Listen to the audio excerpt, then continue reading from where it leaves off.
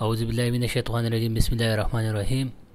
زه به نن یو څو خبرې کوم د مهنګایي په باره کې. تاسو ګورئ نن دویمه ورځ ده چې پټرول یې 5 روپۍ وخېجولی او ډیزل یې وخېجولی او هر څه وخېجول چې پټرول هیجي اټومیټکلی به اوس هر څه هیجي. د دې سره به هر کنې د غټې سودا له والا او د کمتره دغه پورې به هر څه د الریډي بهیږي، ځکه چې هر څه تګ راتګ په پټرولو باندې په ګاډو کې. نو عمران خان دا خو شی ډېر روان طرف ته روان کړی دی. بیخي حافظ شیخ د چې کله و نو هغې هم داسې ډالر پس دغه کې رامنې کړی و، ځکه چې هغه ډېر تکړه کس و.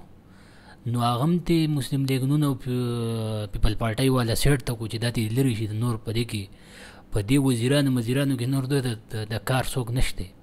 او که تاسو وګورئ نو بیخي اډوله د څوک په ګډوله د کار، ځکه چې د ډالر پر روان دی نو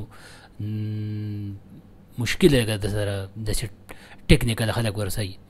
اوس یې دا بله ایستلی سټیټ بینک والا دغه والا، خو هغه هم په داسې ټایم کې راوستو چې هغه هم مشکله ونته کېده چې دا شی کنټرول کړي، ځکه چې د هغه هم بار ته روان دی ډېر تیز دی، ډالر ته ډېر په تیزه باندې لاړو.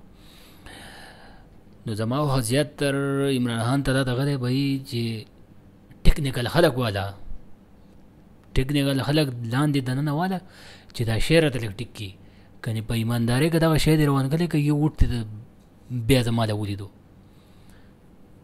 څنګه دی چې اوس د الیکشن وشو د بورډونو والا په دې کې ته وګوره مسلم لیګ نون هم هغه دې ستا پسې وایسته، نور وایسته خو تا دونه وانه ایسته، هغه بیخي مزه دې نشته. نو چې را 2 کاله داسې تېرېږي او ډالر ته به بر روان یو هر څه، نو دا خو به تا ته مشکلات ډېر زیات مخې ته راشي، بیا به شی ډېر زیات وران برته وي. نو ټیکنیکل خلک والا د ډالر رامنې که تیل لږ لاندې راوله نو ملک به لږ ټیک ته ځکه چې اوس خو د افغانستان حالات هم برابر دي، تقریبا 60% حالات برابر دي، ځکه چې هلته نه کنې هغه ماحول نشته چې مخکې و، بارډر یې کولاو دی، تجارت کولاو دی، هر څه کولاو دی. نو وڅنګه سله د غزي په ډالر له एकदम تیز لاړو.